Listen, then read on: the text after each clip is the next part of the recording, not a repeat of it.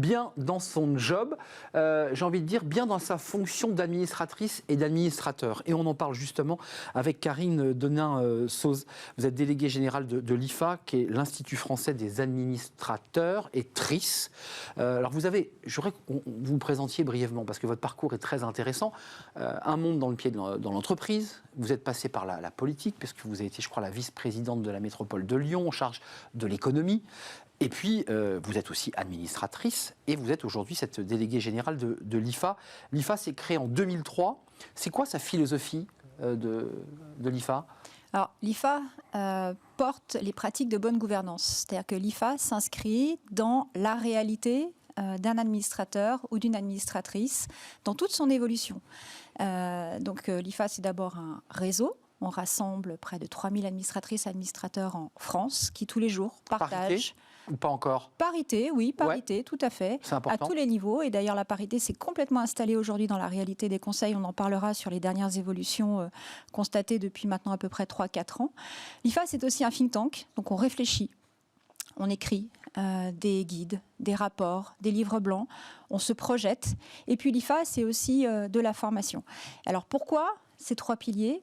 Tout simplement parce qu'aujourd'hui, l'administratrice et l'administrateur a besoin d'être accompagnés, a besoin d'être formés. Et c'est une mission éminemment complexe et qui devient de plus en plus complexe de nos jours. Justement, je voulais vous poser cette question. On va rentrer dans les enjeux de 2022 parce qu'il y a un grand renouvellement des conseils d'administration.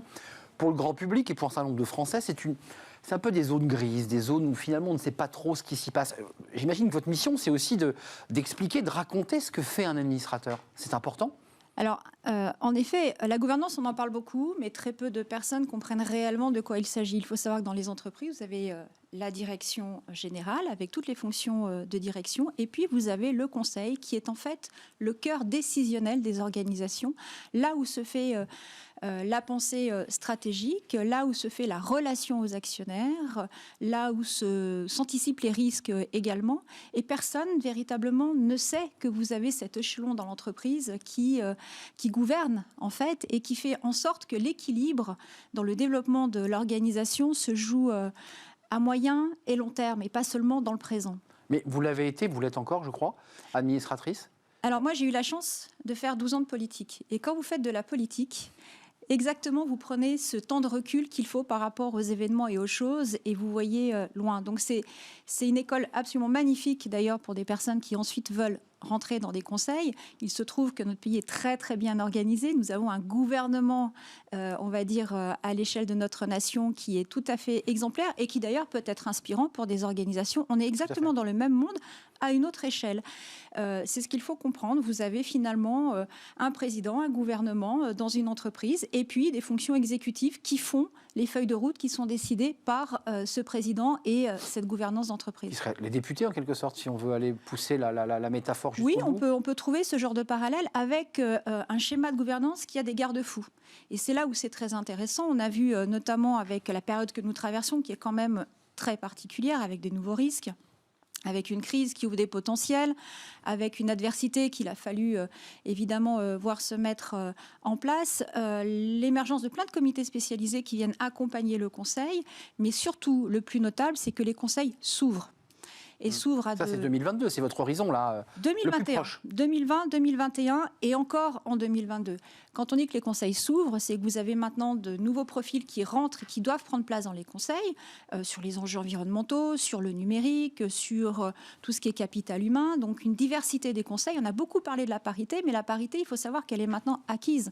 10 ans après la loi Copé-Zimmermann. Une nouvelle loi est arrivée, d'ailleurs. On voit que c'est installé à tous les niveaux les femmes qui ont une influence. Et maintenant, il faut effectivement capillariser sur les fonctions dirigeantes. Mais il faut maintenant une diversité de compétences et puis surtout que cet organisme qui est le Conseil est une collégialité qui fonctionne bien pour faire tourner à plein cette diversité. Alors, janvier-février, vous avez ce guide IFA sur l'audit des bonnes pratiques pour les comités d'audit. Vous avez plein de publications qui sont des outils, et justement des outils très pratico-pratiques. Comment on les recrute, ces administratrices et administrateurs ? Ceux qui correspondent finalement, ceux qui vont pouvoir coller à l'évolution de l'entreprise. Parce que c'est vrai qu'aujourd'hui, l'entreprise se transforme de l'intérieur, le numérique, les organisations. Comment on fait pour les recruter ? Comment on trouve la perle rare ? Alors beaucoup de bouche à oreille, beaucoup de réseaux, parce que la qualité première d'un administrateur ou d'une administratrice n'est pas seulement ses compétences, c'est aussi son savoir-être. Et donc, pour cela, vous n'êtes pas recruté sur un entretien ou un CV. Il faut vous rencontrer. Et puis, surtout, cette mission devenant de plus en plus complexe, il faut être formé et compétent. Parce que c'est votre compétence qui vous donne cet atout d'être engagé dans un conseil. Il faut avoir une valeur ajoutée. Qui que vous soyez, il faut avoir une valeur ajoutée par rapport à un groupe qui est constitué au sein de ce conseil. Mais ça veut dire, excusez-moi, parce que vous avez été aussi administratrice, vous avez travaillé dans l'entreprise, c'est quoi? C'est un entretien d'embauche? C'est-à-dire c'est un peu comme un recrutement traditionnel. Quand on recrute un administrateur, il faut savoir ses diplômes, ses compétences. Enfin, j'imagine qu'il faut se vendre quand même. Alors vous ne prenez pas n'importe qui dans votre conseil. Il y a une logique de composition qui doit être équilibrée. Et puis vous avez un comité de nomination, bien souvent dans des entreprises d'une certaine taille, qui effectivement vont chercher la perle rare au moment présent dans le développement de l'entreprise. Et cette composition, d'ailleurs, elle peut évoluer dans le temps. Donc à l'échelle de l'administratrice ou de l'administrateur, il ne faut pas simplement se reposer sur des compétences, il faut comprendre la logique précisément lorsque vous ciblez une entreprise ou un conseil, si c'est évidemment votre bonne place. Donc il faut regarder le secteur, où en est l'entreprise, et si vous êtes effectivement cet élément manquant qui va faire la différence. C'est un peu comme un dîner, il faut quand même faire aussi attention quand on invite, de se dire, lui ne s'entend pas très bien avec lui, ils sont tous les deux très compétents, mais ça ne fonctionnera pas dans le groupe, parce qu'il y a aussi un travail de groupe, d'écoute, d'attention, ça joue énormément ça. C'est le dîner parfait, mais c'est aussi un dîner en dynamique.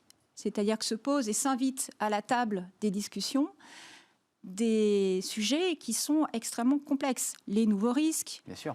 Lorsque vous avez affaire à des fonds activistes, comment est-ce que vous réagissez? Pérenniser l'entreprise, des choix d'investissement, la rémunération des dirigeants, comment choisir votre... Oui, il y a des comités de rémunération qui sont... Absolument. Comment faire face aujourd'hui aux enjeux environnementaux, la responsabilité sociale de l'entreprise, qui est un des gros constats de cette sortie de crise. Et qui prend de plus en plus de place. Qui prend de plus en plus de place, mais sur lequel maintenant vous êtes redevable vis-à-vis de la société et vis-à-vis de vos actionnaires. Donc tout ça demande à ce que ce soit intégré dans la stratégie globale de l'entreprise, qui n'est plus simplement un objet qui répond à des logiques financières ou économiques, qui est aussi redevable vis-à-vis de parties prenantes, que sont des salariés, des fournisseurs, que sont des pouvoirs publics. Donc on a une logique de coopération qui fait que vous pouvez aujourd'hui répondre aux défis en présence. Karine Dognin-Sauzé, votre boulot, votre mission, pour le dire simplement, c'est quoi? C'est d'accompagner? C'est d'être au plus près de ces administrateurs qui peuvent vous appeler, parce que vous êtes là aussi en rempart, en disant là, je suis dans une situation où j'ai besoin d'aide. Ça arrive, ça? Alors, tous les jours, nous avons un président, une présidente de TI qui cherche un administrateur. On vous appelle? On nous appelle. Je dois faire évoluer mon conseil parce que j'ai tel enjeu. Comment est-ce que je peux procéder? Est-ce que vous avez un guide, un rapport? Est-ce que vous pouvez me faire rencontrer une personne? Nous avons des clubs et des commissions qui étudient toutes ces évolutions prospectives, juridiques, que vous soyez administrateur salarié, des administrateurs salariés qui viennent de s'inviter dans les conseils, qui doivent aussi trouver leur marque. Il faut les former, il faut les accompagner, il faut leur permettre d'anticiper les décisions. C'est ce que nous faisons à l'IFA. Aujourd'hui, au travers d'événements, au travers de publications. Là, prochainement, nous sortons le rapport sur le secteur des assurances, un secteur qui a été grandement percuté par la crise, parce que c'est un secteur pour lequel la gouvernance a ses particularités.